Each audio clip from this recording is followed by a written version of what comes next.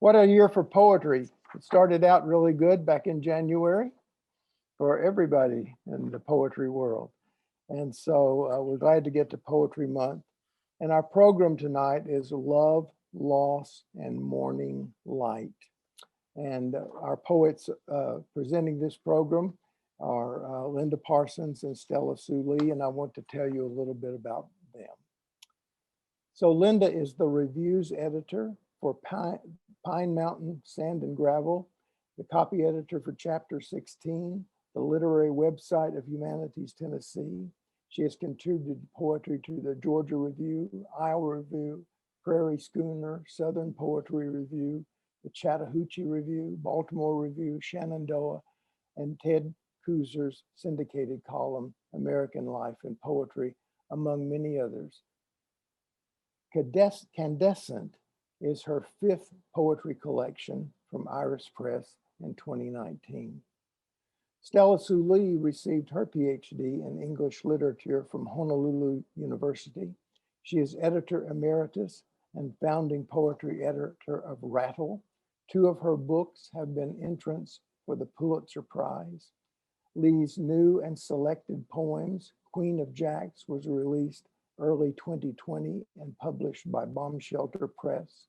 She won the Malaysian Al Falah Grand Prize, Poetry to Aid Humanity.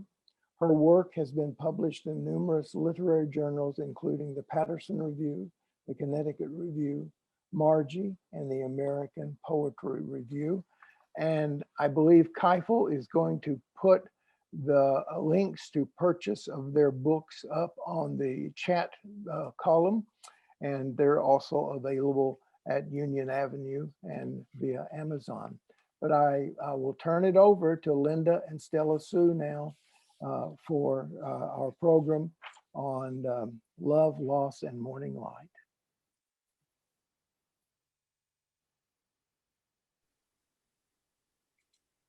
All right, thank you so much, Bob, and congratulations, Celia, KB, and Kathy. It was wonderful to hear you read that, Celia. I love that. Thank you all for being here. I think for me, in addition to celebrating the very first day of Poetry Month and of poetry itself, I feel like celebrating all of us coming together and connecting after a year of so much disconnection. And so I'm happy that we can be here in community tonight. And I'm so happy to be reading with my dear friend and beautiful poet, Stellasue. So that's a particular honor and pleasure for me tonight. We talked about the idea of call and response, which we had planned when we were going to be actually physically in the flesh with you before the world turned upside down. And we thought trying to do that on Zoom might give everyone a little bit of whiplash. So we will dispense with call and response and save that for another time. So I will begin with a couple of eggy poems for the season. We have Easter up within a couple of days, and then a few poems for my parents and other new work. I'll begin with a poem from my 4th collection, This Shaky Earth. Deviled eggs for Easter. Though we've returned to the church house, backsliding from immersion to Methodist wine to Buddha of the cornfield, you say, don't forget the deviled eggs. For the devil's still in us. I drop the 12 in their boiling font, resistant shells veined as the underside of my knees clack together, sweet communion rising from the pot. In praise of the breakable among us, I slice thin armor, the warm heart's yolk and albumin, tithe spicy brown mustard. In gratitude of the fire, I hollow once liquid suns, pliable as clay, reborn with relish and paprika. for belief in the everlasting feast. On my tongue I take bread, swallow the body and the passion. For my place is set so long at the table, the roundness of plate and chalice, I cup each yellow eye in my faltering reach. And a poem from my mother. I lost her just in January, and I lost my dad a couple of years ago. Why I write about eggs. Again on the stool at my grandmother's vanity, round mirror, sunlight, she cracks an egg on my head, or so it feels as she braids my hair. And I give in to the flow, her goodness rooted behind me, right leg thick with phlebitis. Or is the flow grace, that highest love, both prickly ground and far horizon, thinnest skin between white and shell, called the bloom? Long I sit in the memory of those Saturdays, of not wanting to return to my mother. I hold the oval of her brokenness to the light, veined at the boiling point, tiny explosions ripe for kintsugi. The molten past I stir and pour over our crazed misunderstandings. The egg reborn, tossed one palm to the other, still mad hot with time. And a Knoxville poem for my father. I went to live with my dad and stepmom in Knoxville when I was 11. So as an epigraph for this poem, I've used what's probably one of the most famous passages in literature from James Agee's A Death in the Family. We are talking now of summer evenings in Knoxville, Tennessee, in the time I lived there, so successfully disguised to myself as a child. The hissing of Knoxville lawns. Off Broadway, north of the city, I carry jugs to my assigned neighborhood tree, the wine-colored chokeberry. Hobbled in 93 degrees, I breathe in the cool sewer, its rush to First Creek, then the forks coil to form the Tennessee. I left my mother's people in the Nashville Basin for Knoxville at 11, straddled the plateau, surged like the muddy Cumberland to get here en route. I wait till dusk to water my own trees, redbud, dogwood, paperbark, maple. Uncoil the hose like Agee's father on Highland Avenue, a little bit mixed sort of block. All the fathers out on their summer lawns, collars removed and necks shy. The bright bell of spray, a call and response to cicadas' risen whine. Like my own father, using the old name hose pipe, rinsing the road off the Buick, home from traveling the Southeast, his satchel and pamphlets unpacked. We don't think of these moments, how I sat snug as the car warmed up, as he scraped the winter ice, how the hose rang in his hands those dusty days, until we stand in that very spot and open the spigot until the arc of water is pure rainbow, peach to indigo, and we are carried back and back to ourselves, undisguised. And this next poem was sort of in response to hearing news reports of how people are giving big business to their dentists because they're in so much stress and tension during the pandemic. They're cracking their teeth and their fillings are coming out, all of that. And at the same time, I was getting my very first night guard. Night guard. Who knew my dreams needed reining in? Galloping symbol and precipice until, after decades of TMJ, my jaw began to crumble. Like so many of these pandemic days, clench and grind, crack molars and fillings. I click the new night guard in place to stay the bone loss. Though at 3 a.m., I spit this foreign bit on the extra pillow, ride on unhaltered. I dream no fear at the departure gate, shoulder to shoulder as in my old life, breathing the same air. Off to the Midi-Pyrenees near Toulouse, along the ancient pilgrimage. But there's a summer snow, at least a foot, and I didn't pack boots.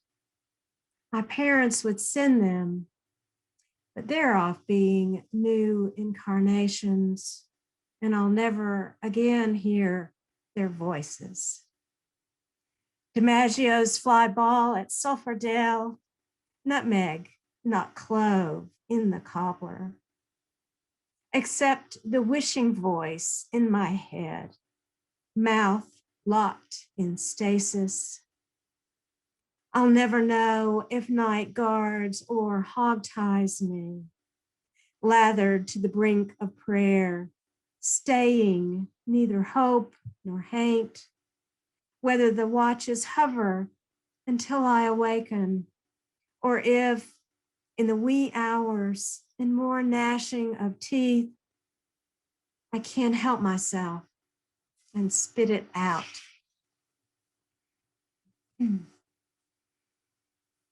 And the manuscript that I'm working on right now is sort of the pendulum back and forth between home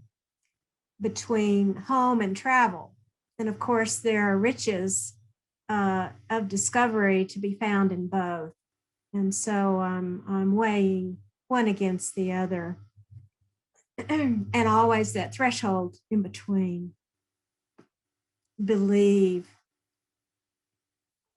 My childhood shifted pillar to post, 7 schools in 12 years. I thought only of roots, hard-fisted anchors of ground, bound like a gale to the Kansas of my backyard. The sepia threshold held me in sway of plant deep, stay put. But life's passings unbound me from native soil.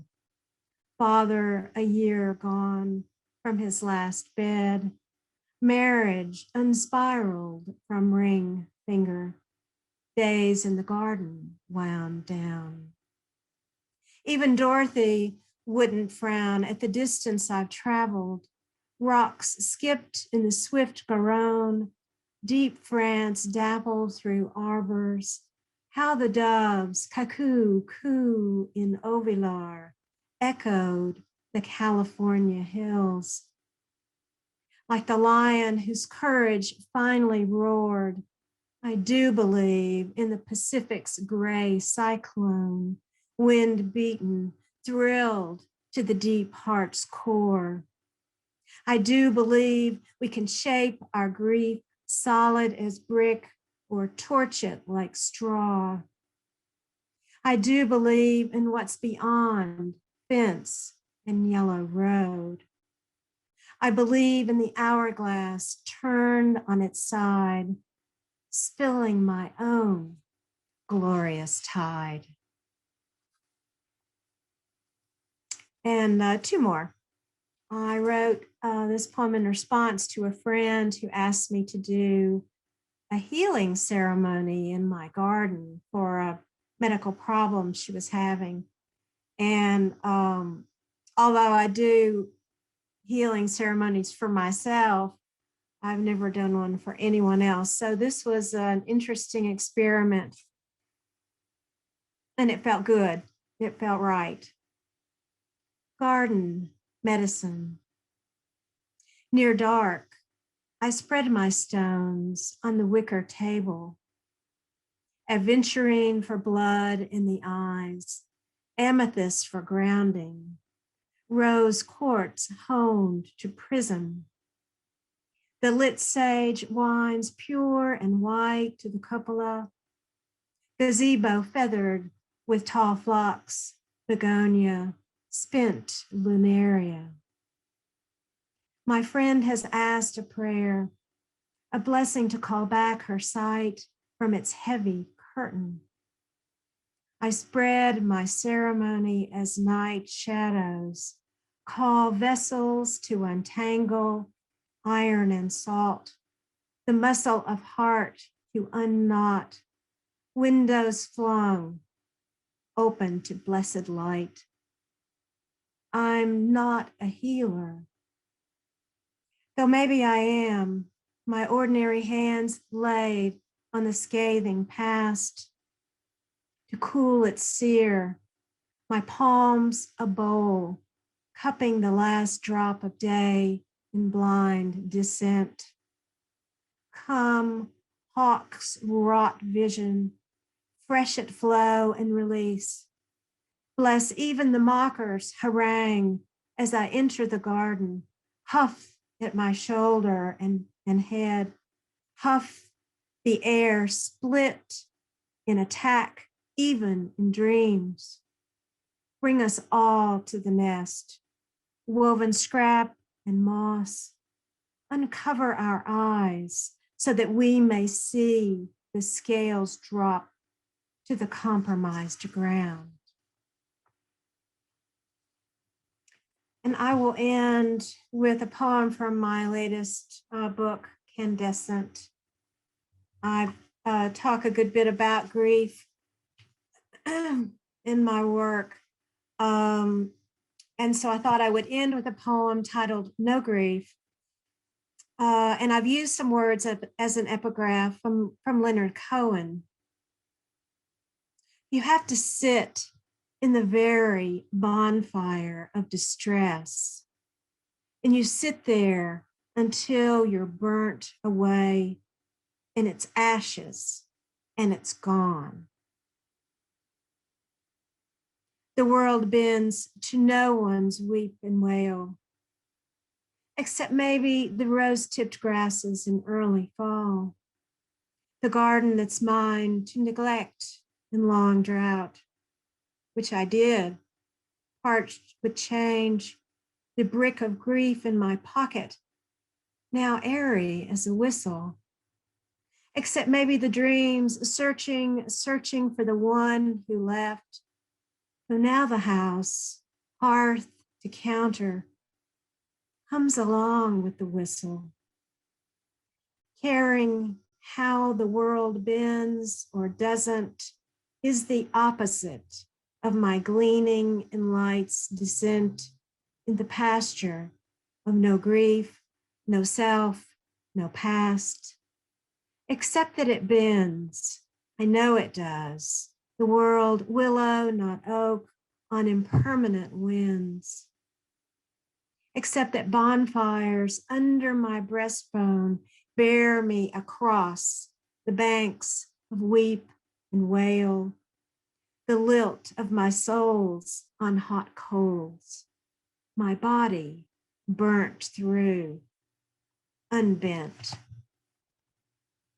Thank you all. Thank you all so much. And now the beautiful Stellasue. Thank you, Linda, my dear friend. Linda and I undertook a wonderful project before COVID, the year before COVID, which was WordStream at the Visitor Center downtown. And working with Linda for an entire year was pure pleasure. Thank you, Linda.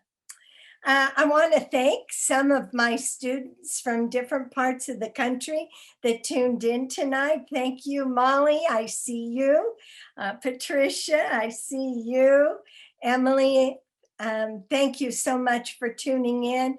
And some friends who just showed up. Sarah from Florida, hello. Ariel from, Atlanta. Is it Ariel from Atlanta? David, I think you're in Oregon. And Sandy, I can never remember the name of where you are, but I see you. So thank you so much for attending. And thank you, Bob and Cindy, for setting this up and having us here tonight. I will be, since Easter is Sunday, I thought I would read some poems of atonement. Which seems only right. What I've never told anyone. The old woman down the block yelled at us every time my brother and I stepped 1 foot off the sidewalk. Her lawn was emerald green, dichondra, although I didn't know the name for it then, only that it looked more perfect than any grass I had ever seen. Leaving for school one morning, I poured a fistful of salt into my hand, walked down the block and tossed it onto the lawn. For weeks, I had to watch it die, watch the old woman pray over each scrawny root that reached deep into tainted soil. I saw it spread, turn everything in its path brown. I would see her standing over it, looking deep between delicate leaves for an answer to the mystery. I couldn't look at that battleground of leaf and earth. It was a year before we moved, and it still hadn't recovered. The kids at school called me Silly Sue. A boy took my lunch money every day, so I went to work in the cafeteria and got lunch free. Mother thought I did it to help out, and I let her think so, but I didn't. I just wanted to eat lunch. Elwood Simpson kissed me behind the blackboard at school. Somehow, Mother found out. Father spanked me for lying, and I peed all over him. He vomited in the toilet and screamed at my mother for telling him to hit me. 2 years later, Mother packed his things and kicked him out. Brother asked why. She told him that our father got on her nerves. My brother said that I got on his nerves too. We were so poor, only one of us got a Christmas gift. 1 year, my brother, the next, I got something. Our mother had a bad stomach. She couldn't eat anything but canned baby food. The owner of a mom and pop store gave her a case of baby food with the labels soaked off. I punched a tiny hole in the bottom of a few to see if I liked them. I didn't, and put them back in the cupboard. My 4th grade teacher was Martha Kramer, Jack Kramer, the tennis player's sister. She took me to my first ballet, symphony. I saw Madame Butterfly. I got my first library card, and nothing was ever the same.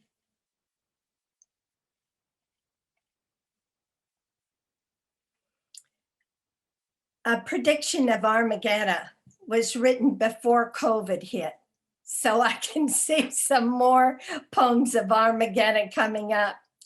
Ships lined up, obscuring the view of Catalina.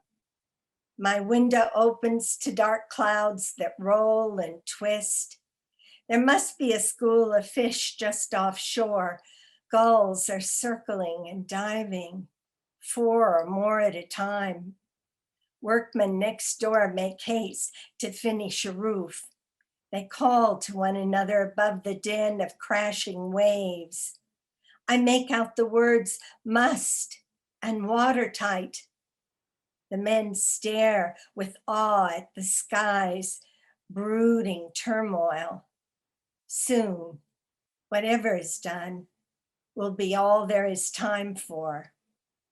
The rain will rage against our plate glass and obliterate my view of ships, the island, waves, even the building under construction. Men will drive away, truck windows fogged with their hurried breath. Today's sunrise was gold and russet. Venus, jewel of the sky, lay over lunar Alps. I can no longer keep myself from singing, not softly or under my breath, but with full, round sounds that boom from my throat.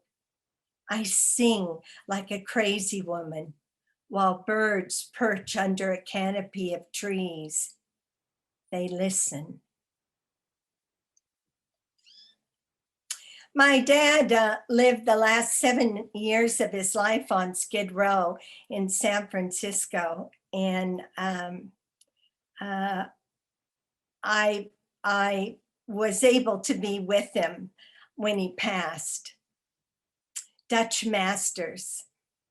Everybody know what a Dutch Masters box is? Cigar box? I've not mentioned this till now, but the night my father died, the hospital gave me some things. Besides the clothes he'd worn, there was a cigar box. Nothing much. A man sleeping in doorways travels light. When I opened the box, his Social Security was on top, ragged around the edges. Under the card, receipts from a paint store and my wedding picture, whiskey stained, corners bent from being propped up against one thing or another.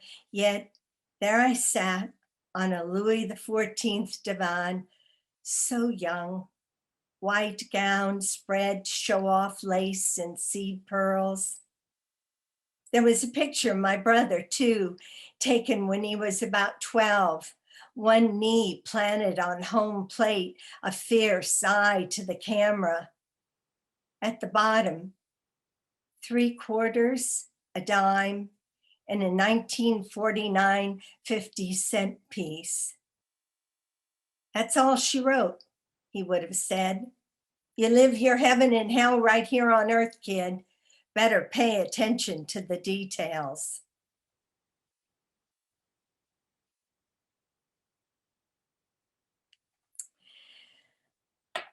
Like a palette of rain clouds, eyes the color of young rice.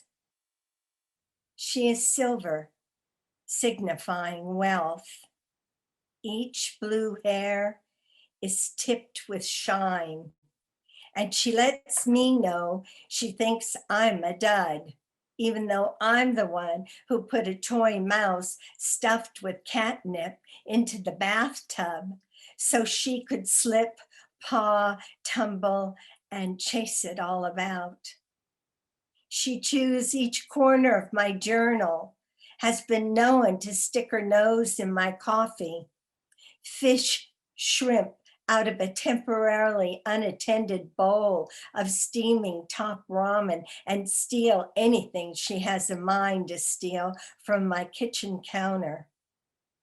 She has the mentality of a 5-year-old with an awful case of the terrible twos. Kaylee is a Karat. Google that, then be filled with wonder, dear reader, at the mental instability of this author. The next poem is also about Kaylee, and there's an animated version of it on my website. It was also a museum display in, oh gosh, can't think of it, right? The Custom House Museum in Clarkville. Was really a wonderful display. They had an American Sign Language interpreting, and then they had the animated version of this poem. And I was doing the reading for it. Her honey bunch sweetie pie gumdrop is gone. Saturday, no calls I have to make, no plans of any kind, just this cat looking deeply into my eyes, questioning why my husband isn't here. And if she could, she would order me to bring him back. When I try to hold her, comfort her, she gives me a stiff-legged response, pushing away, and looks down her nose at me, her eyes wide, clearly questioning my presumption that she wants to be held. No, no holding. Go to airport, bring him back. Every piece of fur is pointed in that direction. I make breakfast, eat, shower, dress. I find her in a closet, face burrowed deep in his shoes. She doesn't even bother to acknowledge my presence. Her alpha male is gone, her mane squeeze, Schnooky Lumps, Gumdrop, Cuddle Bear, Lancelot, Heartthrob, Big Daddy, Yum Yum is gone, along with his lap, gone. And since I am the one who is in attendance to all her kitty needs, she blames me for his absence. Later, she digs up a plant, throws up on my most expensive Chinese carpet, cuffs poor Tennyson after he washes her face and pushes a kibble in her direction, offers to share his place in the sun. Tennyson, the perfect tuxedo cat. He accepts it all, loves her anyway, as we all do. Kaylee, Kaylee, Kaylee, I want to coo, pretty girl. Your daddy will be home on Thursday. But she is back in the closet, sitting on a shelf below his shirts, her head stretched up in a whirl of fabric, her tail drumming against a finished wood shelf, lost in her kitty world of mourning.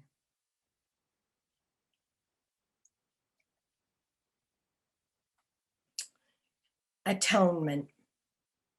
That's not a title. That is the subject. Letter to my mother, who I blamed for absolutely everything.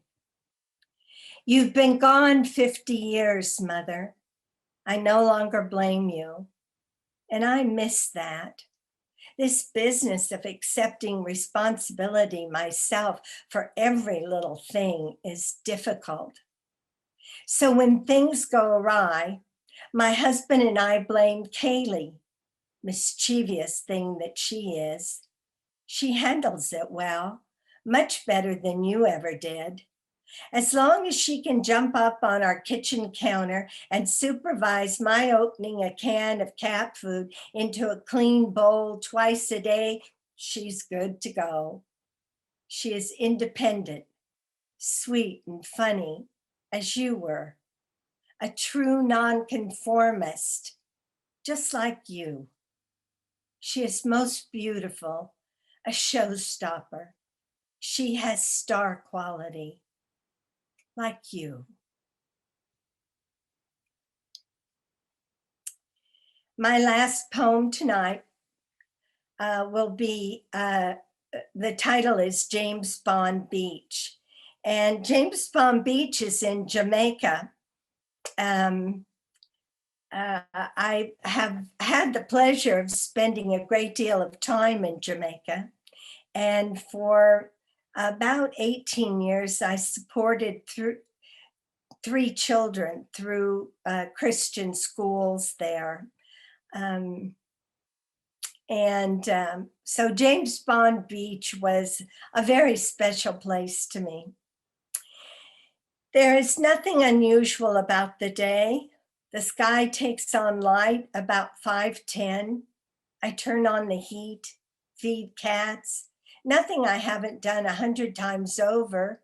No, 1,000 times, maybe even 1,000,000 times by now. Who among us figures these things out?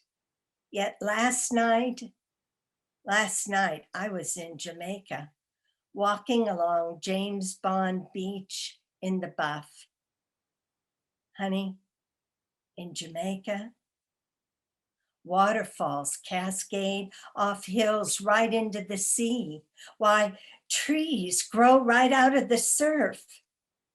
It didn't matter to me that I was naked. I'm telling you, I was ready for anything. Thank you everyone so much for attending. Well, thank you both. That was absolutely wonderful. I think you really connected us to, yourselves and things you do, and in some cases, your families. It was wonderful. Would anyone have any questions?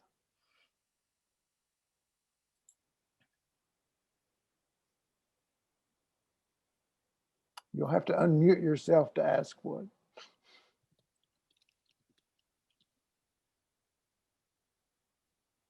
Well, Linda and Stellasue, be sure and check out the chat. A lot of people left you messages there. Oh, thank you, Bob, for mentioning that. So, Well, okay. I have no questions, but I have great applause. What a wonderful evening you've provided. Thank you. Thank you. What did you have for dessert? No, we're not there yet, but we'll get there. I'll think of something. Actually, you know what? You guys are the dessert. It's better for our diet anyway. Thank you, thank you, thank you. Well, I have a question for Linda. okay. This is Patricia. And also for Stellasue. Linda, could you reread that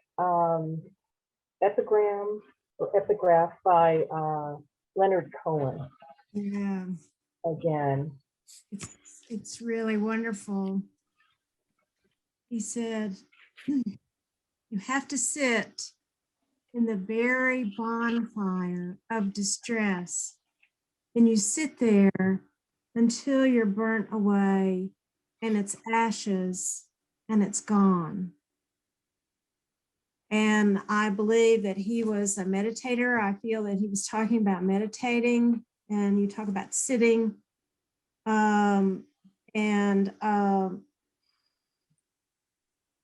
You accept everything. You accept everything as it is in your life. And you eventually,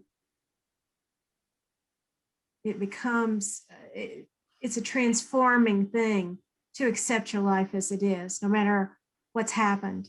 And you do it by sitting, you do it by taking this quiet time where you focus on your breath or images or whatever. I think that kind of goes hand in hand with his words. It's a transformative process. Well, like Leonard Cohen, you and Stellasue are consummate poets. And one of the ways in which it seems like you dive inside the page is through these images, is through these metaphors, and this presence in the moment. I'm wondering if both poets, both you, Linda, and Stellasue, could talk about that nosedive inside the page. You go ahead, speak to that. A little bit. You know, Patricia, as my student, you understand that I truly believe in the journal entry transformation line and wherever that transformation line takes me. And because of that process, I never know whether I'm just showing up to the page or I'm writing a poem, or I never know. And I never know where my writing is going to lead me. It's always a shock, an aha moment at the end. And it's just, I really consider that journal entry transformation line a key into the subconscious, because often we have thoughts in the back of our head that we're not even consciously thinking of. And going into that transformation line by just showing up to the page is the key that opens up the subconscious. And so I never know where it's going. And sometimes I'll leave my journal and go, oh, geez, well, that'll go nowhere. And 6 months later, I'll go back through my journal and I go, hey, that's not half bad. I think I'll type that up. So it's always a surprise. I'm thinking of Dutch Masters, and it seems like the narrator of that poem has been reduced to ashes. There's a kind of self-immolation going on in Dutch Masters. I'm wondering if you can talk specifically about Dutch Masters and this process of self-immolation and reducing oneself to ash through the process of atonement at one-ment with in that poem. Well, when you have someone that you love as much as I loved my father, and just beyond all reason, loved him beyond all reason. He was a very flawed man, and he came back from World War II.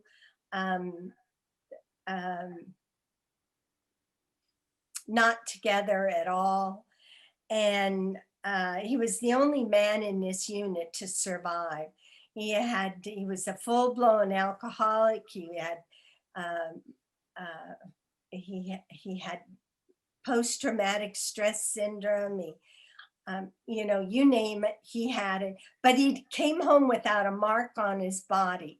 So he had terrible survivor's guilt because he was the only one that survived out of his unit. And I just decided to love that man, no matter what. And what that taught me is, you know, a whole life summed up in this little cigar box, really. And I was young. I mean, I was in my very early 20s. I was 22 when my father died.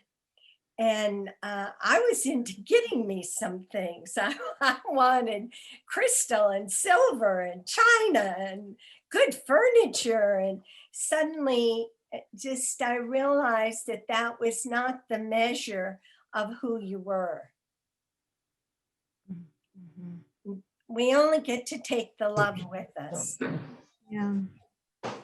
I had a similar observation of my dad, who had vascular dementia, in his descent into that. And as he descended more and more into that, he shed all of his worldly belongings. And, you know, in the end, there were a few items that I kept, few tiny items, and like some things that I had bought him to be easy, some clothing that was easy for him to put on and off in the nursing home. And, you know, that's kind of a lesson to us as well, that we, like Stellasue just said, all we take is the love, that we've given and received for that spirit, because you're just going to shed everything. And then in the end, of course, you shed your body. I don't think that's, well, it is what you were asking. It is what you were asking, you know.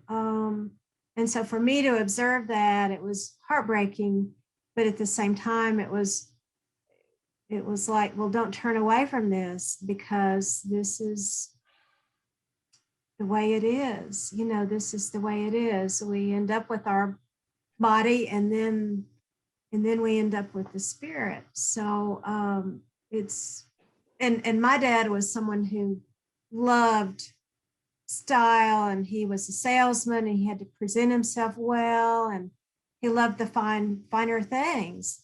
And to be reduced, you know, it was just a real interesting process for me to watch, both interesting intellectually and heartbreaking emotionally, you know. But there's a lesson in everything if we but look at it and don't turn away and pay attention, like being the willow, not the oak, because everything is impermanent, and to try more to be the willow, you know. So, I But- had a Thank you. question. I have a question. Years ago, I belonged to a poetry circle in Wisconsin, and it was led by an English professor from Notre Dame. And he told us a quote, and I don't remember who originated the quote, but it was, every time a poem is read, it grows. mm, And certainly we, I think, all have grown from listening to your wonderful poetry, both of yours. But I'm just curious if you felt anything different about your poems, having read them to us tonight, if you've changed your thoughts, or if they've been enhanced in some way. Did the poems grow for you tonight? mm. That's interesting, because I kind of felt so for myself. And maybe it's because we're in such a different venue. I don't know. I don't know how that would be different. What do you think, Stellasue? Well, I don't think I haven't read my poetry before in this venue, so just trying not to lose my place and concentrating on not being nervous, and remembering I'm right here in my chair that I've been teaching in and day out, you know. But I did have an experience a few years ago. I was in Paterson, New Jersey, reading for Maria Gillan at the museum there, and I was reading some poems about my father. And I have really done a tremendous amount of healing through writing poetry. It's for me, it has been a tremendous healing tool. And I at one point looked out into the audience, and I didn't know my brother was in the audience, and I saw tears streaming down his cheeks, and I thought, oh my gosh, how that affected him. Then I was able to hear those words that I had written years before and felt healed by. I felt the wound all over again. And so that was an interesting, I don't know if that's what you wanted to, Well, to yeah, hear. yeah, I know. Just sometimes I'll look at something that I wrote a while ago, and it'll just feel different to me in some way when I read it. and share it with people and, get feedback and that sort of thing. I guess that's what it means that the poem grows, because it gets other people's perspectives and, just it becomes something else in everybody's mind. Yeah, So thank you. it's a Well, good now that I'm thinking observation. more Yeah. about that, I think it is because for me tonight, because it is such a small, it's the screen and it's your faces right there. There is a maybe more intimacy, ironically, this way than when you're in a larger hall or auditorium or something like that. That it almost felt like I could hold a poem in my hand and give it to you, me to you as a little gift or something. Well, it's very immediate, and Yeah. you titled this "Love, Loss, and Morning Light," and I don't know if that was a full year ago, and relevance, but in actuality, we could hear in your voices at different times in your readings the emotive, issue that was going on with you, and I mean, and we can see it. If that's why if you put it on speaker view, you could see it in your face. So I don't know that we would see that in a big hall. True, right. Well, I think it's 8:10 and we're going to have to let people go, but we do thank you for this experience and for you sharing your poetry with us and blessing us with it this evening. And for what I think, Risa, we can say it probably helped us all grow. It was a blessing for me. Thank you all so much. Thank you so much. So folks, and those of you who are around the country, please remember you can come to our workshops, Wiley Cash on the 17th and our next program on May the 6th. We'd love to have anyone. So it's been wonderful to be with you all tonight, and I hope you have a wonderful weekend.